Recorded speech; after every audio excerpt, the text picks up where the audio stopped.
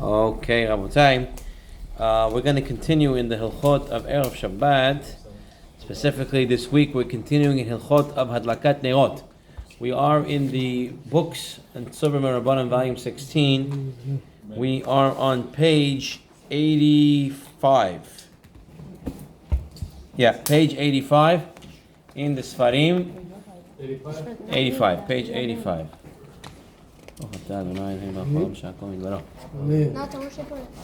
Okay. Now, the topic that we're starting with tonight is what can we use to do Hadlakat Neirot with? Which material? So there is a famous Mishnah that many of us read every Friday night, which is Bameh Madlikin. Uvama Ein Madlikin. What does that mean? Bameh Madlikin, Uvama Ein Madlikin. We read it very nicely. The Hazan is singing it. What does it mean? Bameh Madlikin. With what can we light? Uvama Ein Madlikin. And with what can't we light? Okay, we're not just chanting a song there. It's actually the halachot of Erev Shabbat. Of Hadlakat Neirot is the first Mishnah. So the Mishnah gives us a whole list. Ein Madlikin lo beleches lo chaysev lo chelef lo filat ha'idam lo tilat ha'midbar lo v'erkash pnei hamayim lo v'zev lo v'sheyava lo v'shem kik lo v'shem tzayofa lo v'aliyah lo v'chelev. All these things you cannot use. Whole list. Nacham Madi Omer Madlikin chel mevushav chachamim omer mechel mevushav mechel mevushav ein Madlikin bo. So the first Mishnah there gives you a whole list of stuff: cedar bast, uncombed flax, raw silk, willow bast, desert weed, pitch, wax, castor oil, burning oil, sheep's tail, tallow, all these things you can't use. So Mishnah says. Okay. The Gemara, in explaining the Mishnah in source 31, says, what's this? What's going on here? Why did the Chachamim say all these materials cannot be used for Hadlakat Neirot? So says the Gemara, these wicks, these things that the Chachamim said, you cannot use them for Shabbat. Why? Because the fire flickers on them, meaning they don't burn well. The light, when you use that material, the light flickers on and off. Yeah. It's not a steady, consistent light, and that's the problem. Okay.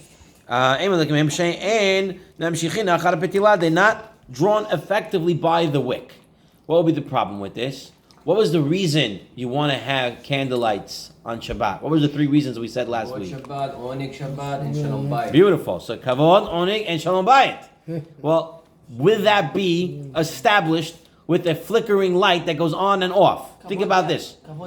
Think about this for a second. You're sitting, you'll be a little bit more of an adult, but let's say you're already 18, 19, you're sitting at the table and the little 2-year-old is running around and shutting on and off the light, on and off the light, on and off the light, on and off the light.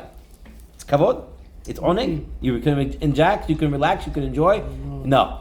That's exactly what's happening with those candles. Those candles are going on and off, on and off, on and off, on and off. You can't see what you're eating. By the time you put it on your fork, it already fell off before you put it in your mouth. Right? So it's nothing. That's why the Chachamim say these materials are not to be used. Technically, it's still kavod for Shabbat because you're lighting the candle for Shabbat. You're doing the act in honor of Shabbat, but in the end of the day, the light is not doing the job that you want it to do.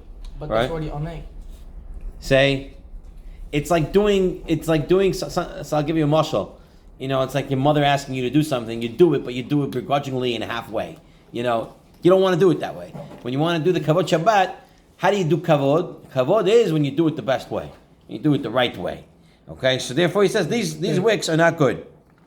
Okay, now the Mishnah continued. רבי שמואל אומר, אין מדליקים בעינתם מפני כבוד השבת, חכמים מתירים בכל השמנים, בשמן שמשמים, בשמן אגוזים, בשמן סננו, בשמן דגים. So all these the rabbis do permit: sesame oil, nut oil, turnip oil, fish oil, gourd oil. Okay? ביתרן ובנפט. ורבי טרפון אומר, אין מדליקין אלא בשמן זית בלבד. רבי טרפון says, use only shemen zayit. But Chachamim allow a lot more. They allow fish oil, gourd oil, tar, naphtha, all these things. Now, what would be the reason? What would be the reason that these are okay? It's because they have a good steady light.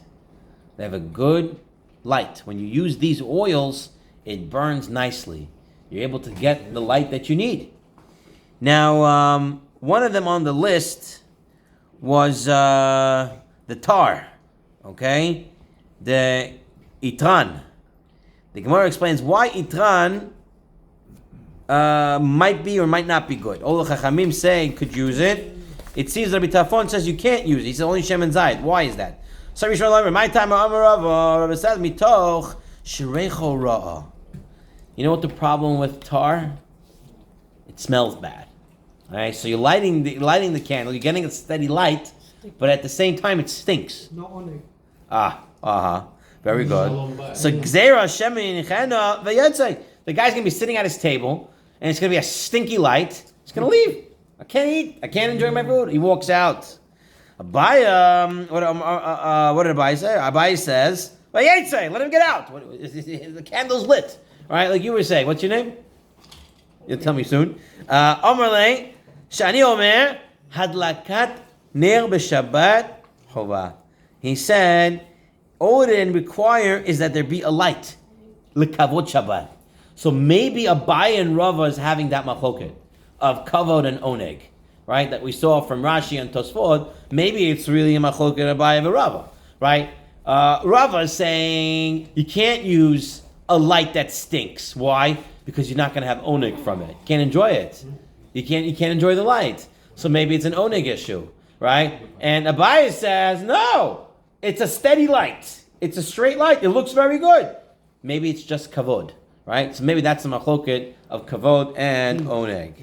Now, Rabbi Tarfon did say that olive oil was the best, right? Says Tosfot in Sos 34, L'ner Shabbat pshita the shemen zayit mitzvah min hamuchar.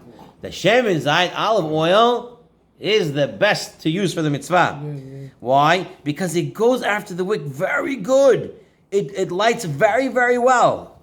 As we see in the Mishnah, the kulam modu because everybody agrees olive oil is the best. Okay? Now, Rabbi, according to the rabbis, when they list the different oil types, is this a thorough list, or is it just examples of the ones that you would not be allowed to use? Because I can imagine there are other types of oil. Very good, very good. I'll give you even a better question to that question. Let's say if we've refined the process of some of these fuels, meaning that now the same fuel that may not have worked in the past well, now does work well with new technology, new refining processes. Would that list still be accurate? Okay, give me a minute. We'll get there. Shulchan Aruch says, Shar kol shemanim chutz me'elu, except these that were on the list. Madlikim behem umikol malkom shemen zayit mitzvah min hamubhar. The best is shemen zayit. Now, just to make a side note about olive oil, okay, a lot of the Jewish grocery stores carry an olive oil that says shemen zayit zoch on it, especially when it comes Hanukkah time, and they sell it. And people buy it thinking that that's the oil they have to use for the Chanukiah. Now, here's an interesting thing. It's probably better not to use that oil, all right? Because it's not very pure oil, okay? The extra virgin olive oil that you buy from Costco or other stores that are cold pressed or whatever it is, those are actually the first press of the olive oil. Those are very refined olive oil. The one that they sell you in the stores, if you read it with the Hebrew lettering, it says pomace on it, okay? Pomace usually means the leftovers and dregs and stuff like that, which is kosher to use, but it's not the mitzvah min hamuvchar, is to use the most refined of the olive oil, okay? So it's better to buy extra virgin. When you're buying from Costco, you're not buying from a Jewish store. And how do you know that's Jew? That's one Jew making a lot of money. But the issue is not the one Jew making a lot of money, but the issue is using the oil that's the best to use. So using extra virgin olive oil, if you want, you can buy it from Eretz Yisrael and the like. Mazal tov. Welcome. So that's the side note on buying olive oil. Okay, it's best to buy extra virgin olive. If you want to buy Israeli extra virgin olive oil with the good hashgacha, sure, get it. But otherwise, always look for extra virgin olive oil. That's what you use for the candlelighting. That's what we mean mitzvah min hamilchai. It needs a hashgacha, even though you're not consuming it. Yeah. From Eretz Yisrael, you would have to be worried about Trumas and Maasros and all those other things that need to be taken off. Okay. The Mishnah Brura. Mishnah Brura writes over here, since it's by the wick, is drawn more easily than other fuels. That's why you want to use shemen zayit. Ve'im ein shemen zayit matzui, mitzvah b'shah shimonim she'orin tzalul. Okay, you can do it with other oils. That is clear. Ve'heim koidmin l'ner sha'ava. So oils that are clear, that lead to a clear light, is better than wax candles, says the Mishnah Brura. Okay, so oil before wax. Okay, oil before wax, and a wax candle before candles made out of fat. Okay, but says the Mishnah Brura, and then look, Reb Shalom. Yes. In that Mishnah Brura, and so on page 87, source 36, halfway through, where he says, "Venerally, the kol zeh lefi inyan haner." Everything is dependent in the candle, so it's not the list. It's based on the candle and the categorization of that, which was, is it a good light or not a good light? Okay? Devenir shelanu, shekarin citrin, right? Which is known as citrin, which is a candle made from pure oil. So it's a candle, right? Which is certainly purer than wax. It is preferable to a wax candle. So even though it's not actual oil, it's wax oil. That's better than a wax candle. Perhaps even preferable to other oils, because maybe it doesn't need adjustments, says the Mishnah Brura. Okay? So it comes out, Mishnah Brura says that it really depends on the light that you're going to get. So here I just want to mention a few things outside the Tzurba for a moment. In the laws of Shabbat, in the Sefer Hayei Olamim, it says as follows.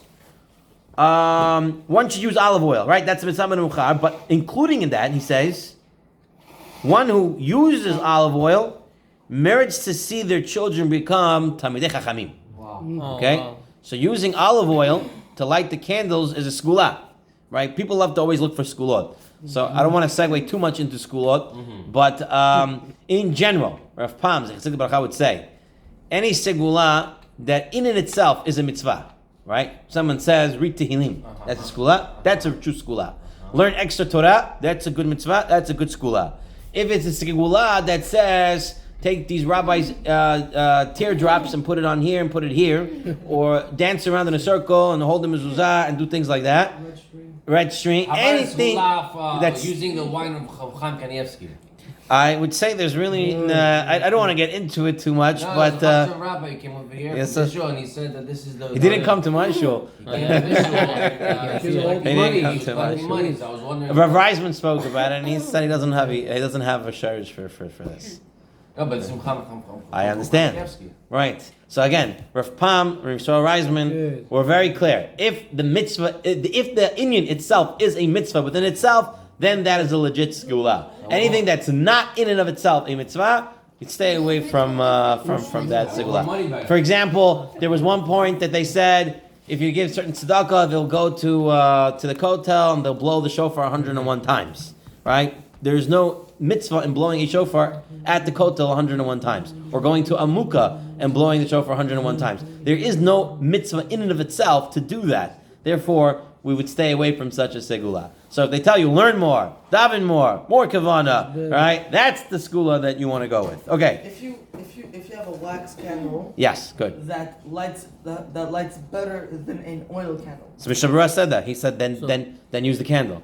Mishnah Brura said that. Mishnah Brura said that. We would probably still say use the olive oil because that is a skula for Rabbi, true story. We were lighting the candle. This was years ago, and my daughter's hair got caught in fire. Oh yeah. We were very startled, obviously. Baruch Hashem, it wasn't bad. It was about, and I caught it right inside. So my question to you is not for me, but just to say someone who is Baal Shulas. Can someone light Kseh Bracha on electric candles because he wants to be on the safe side? If you take a look at page 87, that's about the next thing that we're about to get into. Electric lights. Okay? The tea candles we have. Remember that? What are those? Those are fine. Those just regular wax.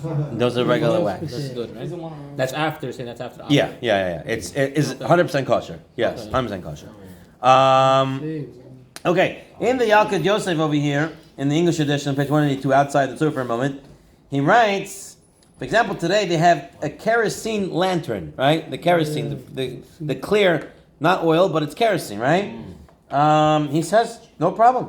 It's a very pleasant and even light, and it might even be superior to that of a lamp fueled with olive oil, right? He writes it beferish. It might be even better than olive oil, okay? So, in the end of the day, the halachic stance on what to use for candlelighting is the one that provides the best light, the most clear, consistent, enjoyable light. That is what you should use for candlelighting. And it's not subjective because you just like it better, right?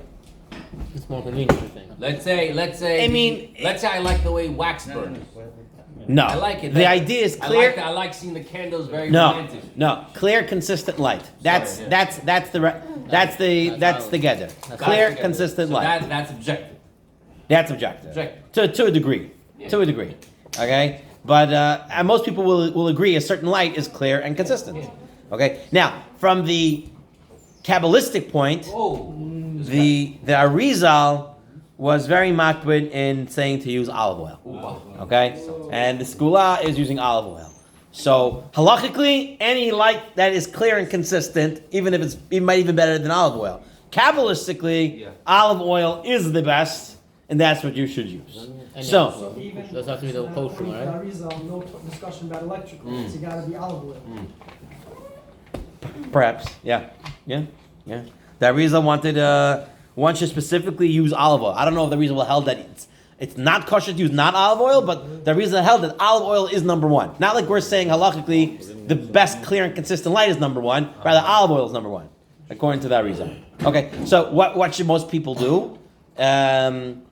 If you're able to talk to your wife or your mother, whoever's doing the lights, if you're not using olive oil at this time, it would probably be, in my opinion, better recommend extra virgin olive oil that gives the best light. If that can't be done, you don't have to make a hassle about it because anything that gives a clear, consistent light is kosher to use. So Fine. Is it just because of the light, of how shiny it is, or is Clear it and consistent light. Mm-hmm. Clear. Because oil has its own holiness, correct? So That's the Arizal. That's the Kabbalistic side. Yeah. Use olive What's oil. olive oil for? The light brightness, I guess, is just to illuminate. The olive oil is the best of all the oils, back in the day at least. The olive oil would give the best light. And olive oil has whatever other ramifications I to saw it. it. It's very nice and clear. Yeah. And it lasts I've longer. used olive oil. We've been using olive oil from day one. My wife and I, we've been using olive oil. Okay, fine. Okay, so Rabbi Shalom asked over here a very good question. He said, what about using electrical lights? Okay, so if you take a look in that beige orange type of box over there on page 87, we're talking about electric lights. Now, from the standpoint of Kavod Shabbat, honoring of Shabbat, can an electric light be considered Kavod Shabbat? Yes. It's for the honor of Shabbat. I'm putting it on. Can I get Oneg Shabbat from using electric lights? Sure. Yeah, I'm enjoying it. I'm eating a good meal. I can see my food, right? Can I get Shalom Bayit through it? Sure. So from that standpoint, seems to be, it would be okay. Checks off all the boxes. So far. So All right. far. Now, in the next paragraph in that box, they bring from Yosef Rosen, the Rogatchover Gaon.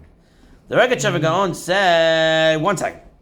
He said, when Chazal told us to do Hadlakat Neirot, what were they thinking is considered Neirot? What type of candle, what type of material was Chazal having in mind when they were saying Hadlakat Neirot? They were having in mind fire. That's what he says. Says the Rogatchover Gaon, they meant fire. So it has to be a true fire. That's what he says. But did they know light? What? Electricity that back then? Did they know electricity? But listen, we may not say this is final halacha, but the Rogatchover Gaon's svara was that the Chachamim put in the mitzvah of candlelighting, and their understanding of candlelighting was candles. It was lighting a fire, an actual fire. Therefore, it should be that.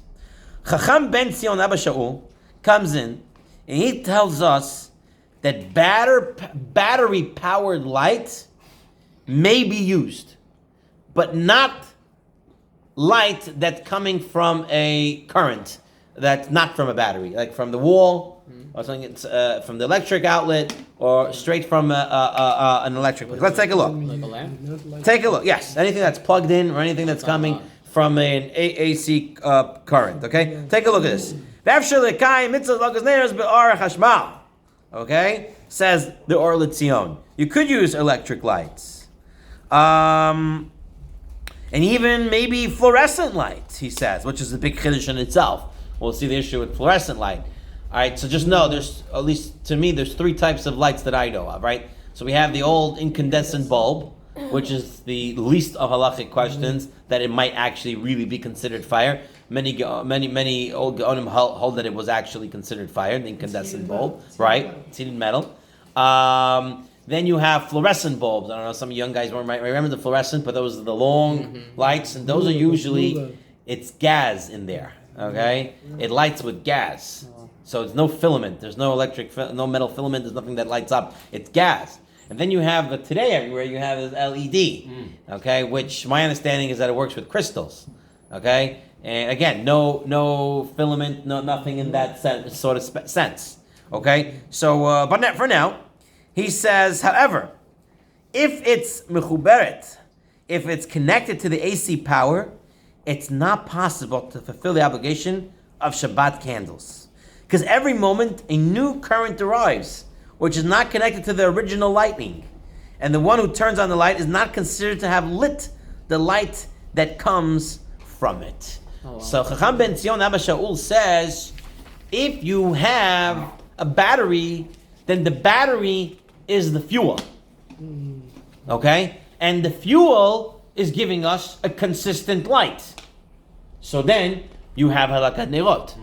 But if you don't have a battery, you don't have fuel there. And every second that the light is lighting is not based on the fuel that you put there, but it's new, and it's not connected to the original light, therefore it's not considered you lighting it. That's Chacham ben Zion Abba Shaul. How is it possible? We're going to see in a second. We're going to come to in this class, we're going to make the Yalkut Yosef the final psak that we're going to come out with, okay? So, in the box, on page 88, this was also the position of Rav Shlomo Zalman Auerbach. So Rav Shlomo Zalman Auerbach, as well as Chacham ben Zion Abba Shaul, both held battery-powered lights can be used for hadlakat neirot of Shabbat with a bracha. Okay? Rav Moshe Feinstein, on the other hand, he took somewhere of an in-between position. Okay? Rav Moshe Feinstein would say, if you take a look in source 38, second line, the second sentence, Hagaon Rav Moshe Feinstein, right? He dissents and rules that one should not rely upon electric lights for the mitzvah. He therefore rules, if a person is in a circumstance with no other choice, meaning this would be an example, ladies who are in the hospital over Shabbat, okay, and they want to light candles. So in this case, he says one should use them, but no bracha should be recited, okay? So we have Chacham ben Zion Abba Shaul, Rav Shlomo Zalman Auerbach that say a battery-powered light is a light, and you can make bracha. And then you have Rav Moshe Feinstein. Rav Moshe Feinstein says yes, it could be, but no bracha. Let's take a look now in the Yabia Omer. 1 minute. Let's go through the Yabia Omer Chevedat, and then we will talk about it outside. Okay. Chacham Ovadia Yosef writes. He writes as follows: Ve'ein mitzvat nerot Shabbat etzem adlaka, ela hishtadladot sheyeh ner daluk babayit. Says Chacham Ovadia in Yabia Omer. He says, what was the whole issue of Chacham ben Zion Abba Shaul? He says, you need to have the fuel present, otherwise the lighting is not based on your lighting. Says Chacham Ovadia, but that's not what I don't need a light that I lit and because of me it continues to light. I need a light lit on Shabbat. I need it to be there.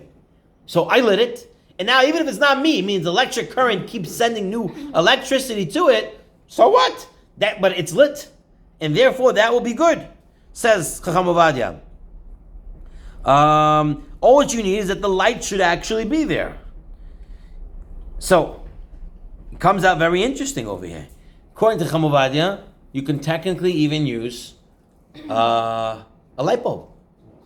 All right? That means you can go over to the switch.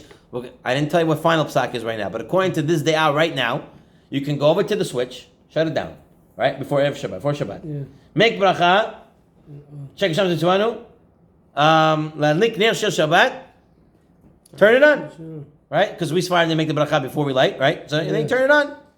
And according to this opinion, it will work. Now, let's take a look at the Yechav Da'at over here in source 40. Says Chacham Ovadia, if you can get oil or wax candles, okay, first thing he says is off the bat. He says if you have access to oil or to candle, then use oil or candles. Okay? That's the first thing. So it seems to be you can't choose to use lights, electricity, over oil and candle if you have oil and candles available. But, he writes, because he writes, as in a manner, there's a special indication that the lights were made in honor of Shabbat or Yom Tov. Okay, so that's another Indian he brings over here. He says, if you light a candle or oil, everyone realizes it's lit in the honor of Shabbat. If I turned off my light and turned it back on, you're right, Kavod Shabbat exists there, but can you see it? Is it nicker? Is it recognizable that I did it for Shabbat? I always have the light on. I have it on Thursday, I have it on Tuesday, I have it on Sunday, right? So lighting a candle is better because it shows a specific kavod. Back in the day, it was the same thing. Good. You're saying good. So perhaps they use only special silver set candlesticks on Shabbat. They made some sort of kavod to the candle lighting. Okay. We have a devoted light on the ceiling for Shabbat. One light. Specific. Okay. Maybe. Okay. And then he says, when reciting the bracha, it's correct to have in mind the bracha should also cover switching on the electric lights. So Chacham Ovadia says, when you make the bracha on the candles on Erev Shabbat, you should have in mind the electricity lights that are also on. Okay? That's what he says. Nevertheless, we call Malkum. The Malkum she'ein efsherut b'shum panim. If you have no ability to light candles, lahasik ner shemen o shava, to put olive oil or to put wax, efsher levarech, to make a bracha, v'lahadlik menerot chashmal, to light electric lights, v'yoytzim behem gidei chovat ha'adlaka. So says Chacham Ovadia, in the end of the day, you can make a bracha on electric lights for Shabbat. But for Chanukah? For Chanukah, the whole inyan is the oil, is the fuel. All right, so it's different. It's very different from Shabbat. You talking about any electric light or the one that's connected to the wall? Okay, so Chacham Ovadia we already said any electric, even the one that's is connected to an AC to direct current. Yeah. Okay, that's Chacham Ovadia's opinion. Now, for a second, let's take a look outside of the Tzurba right now, and have here the Yalkut Yosef English edition. On page 183, Halacha 5, he writes over here, some poskim rule that one may fulfill the mitzvah of Shabbat lights by turning on the electric lights. But other rules that one cannot fulfill the mitzvah this way. Therefore, whenever it's possible to use oil lamps and candles, that's definitely preferable to electric lights. Even according to the lenient opinion, there is an advantage to kindling with oil or candles, since it's obvious to the onlooker that these lights have been lit especially for the honor of Shabbat. Whereas the electric lights are the same lights that one turns on every weekday. When reciting the blessing over the oil lamps, it's proper to have in mind all the electric lights that one is about to turn on or have turned on for Shabbat. Now, in a situation where it's impossible to kindle oil lamps and candles, one may recite the blessing and turn on the electric lights as Shabbat lights. Okay? It is best to kindle an electric lamp that is displayed specifically for the honor of Shabbat, rather than ordinary lamps that he turns on every evening. So if you have to use electric lights, you should use something specific. Tzaddik, what's your name? I asked before. Yisrael? No, Yisrael, what's your name? Eitan. Eitan. Eitan said very good before. Eitan said, what if I have a special light that I make for Shabbat? Right? So he says, if you have to use electricity, then you should make a special light for Shabbat. Now, what comes out in the hospitals? What comes out in the hospitals? Can you just put an extra bolts in it? It has to be nicker. He's saying it should be recognizable. That's preferable. So that's They have those. Right, preferable. Right. They have those teeth. Ah, beautiful. So in the hospitals, when the women are there after giving birth, or other people are in the hospital for whatever reason, they go around and they give them the small tea lights. Okay, those electric tea light candles. Okay, and they have a switch. Okay, if you pay attention to them, some of the Bikur Cholim groups, they have the light is not an LED, but it's a filament light. Okay, and we'll see why that is in a second. Taking a look outside of the Tzurba for a moment, here I'm looking in the Sefer Hayolamim, laws of Shabbat, and he writes over here as follows: if one cannot kindle candlelights, you're in a hotel or a hospital, right? A lot of hotels you can't light in the hotel room. Candles, they don't let. They don't let. Okay? According to many Sephardic poskim, he may use an electric light to fulfill his obligation. Okay? Obviously, you have to benefit from that light. Okay? Remember, that's part of the oneg, is to enjoy that light. Now, he writes here in the footnote, and this is an important idea as well. He writes that Halacha Berura points out, the Halacha Berura is Chacham David Yosef. He writes that if one only has LED or fluorescent lights, then a bracha should not be recited upon lighting them. Okay? So Chacham David Yosef says fluorescent or LED lights, you cannot use that to make a bracha. Yitzchak says you could. He doesn't say yes, but he just says electric lights. In the Yakut Yosef, he doesn't differentiate between LED and fluorescent and the filament one, the incandescent bulb.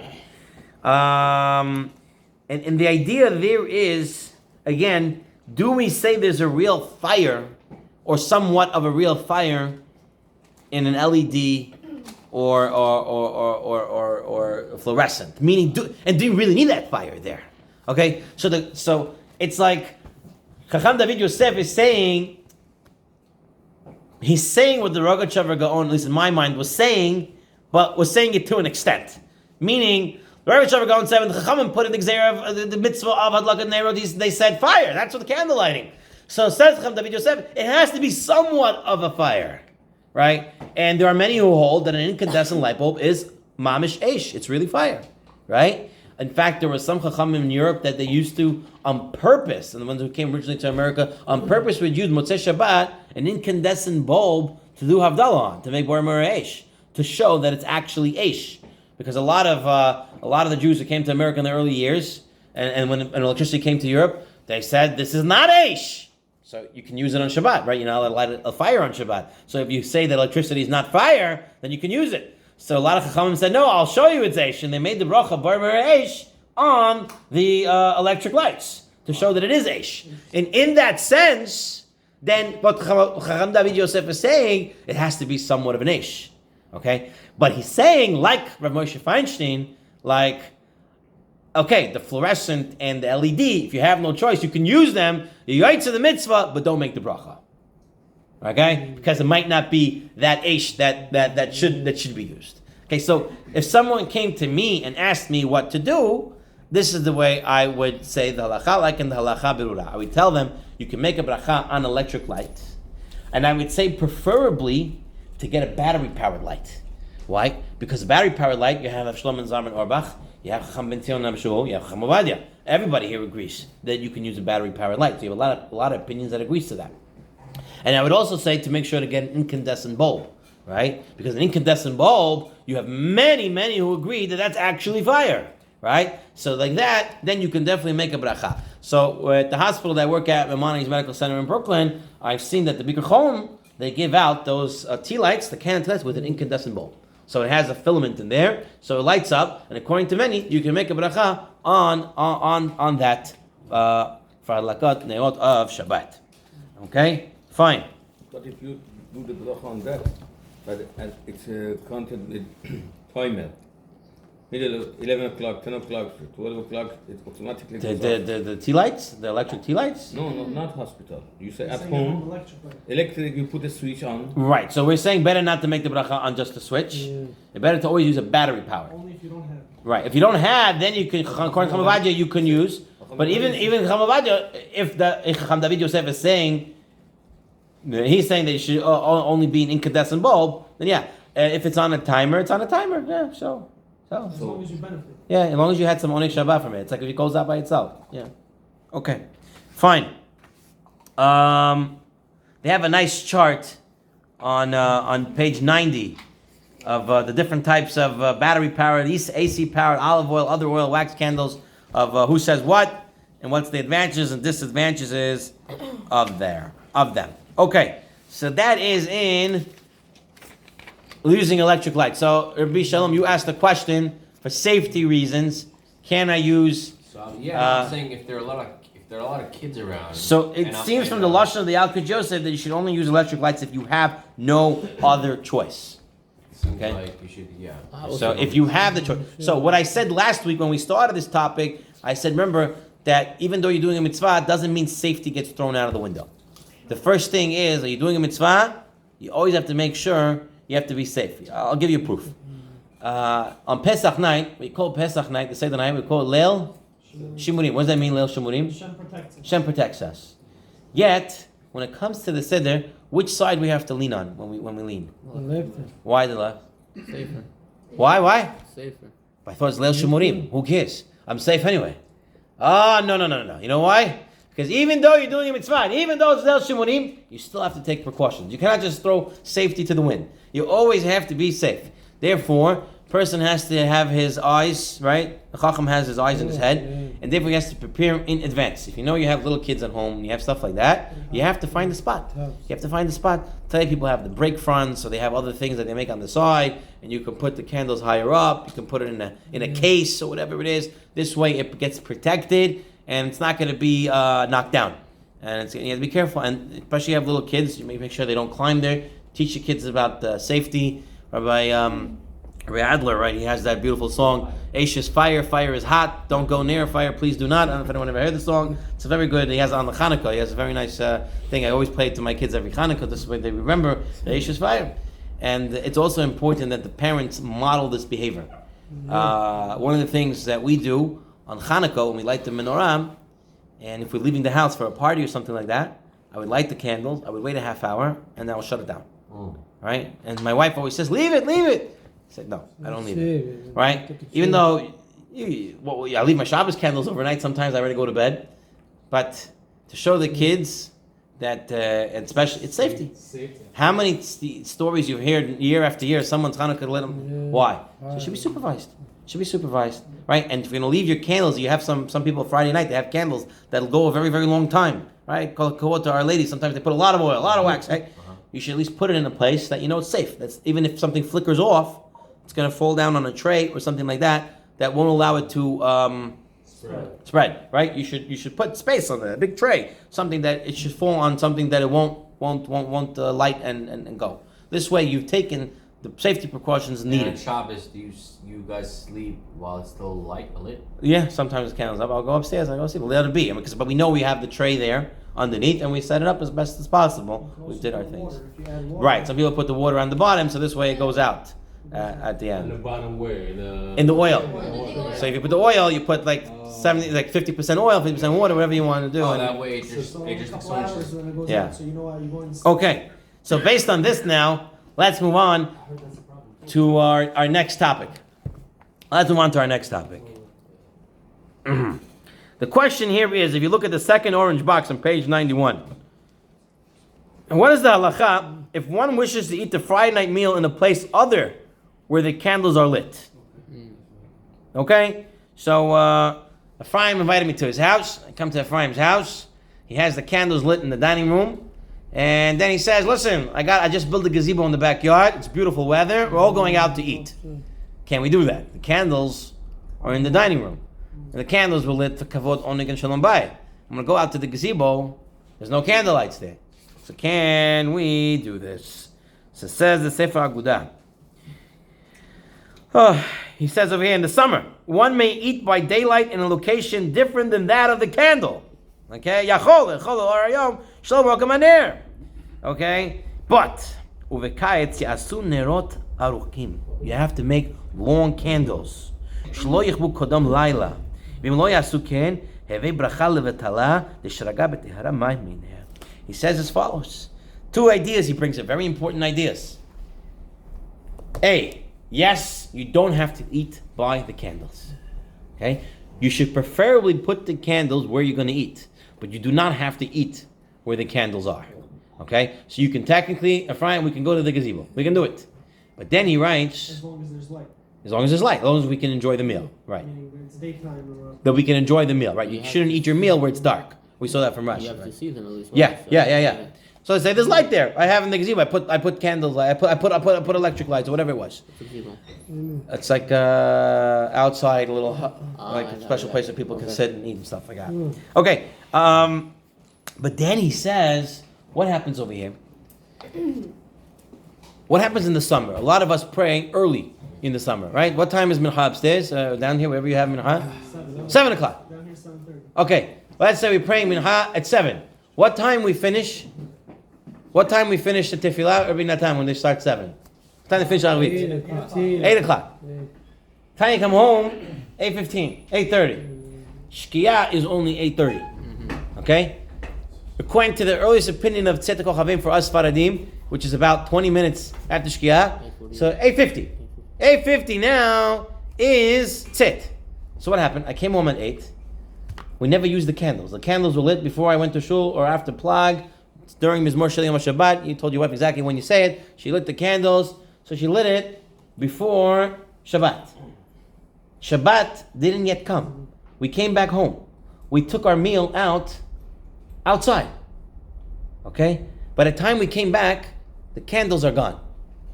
Says the Sefer Agudah, you made a bracha levatala. You made a bracha in vain. You said Hashem's name in vain. I don't get it. Why? Because you have to have oneg of the candles. You have to enjoy the candles. But they automatically accept Shabbat when they light the candles.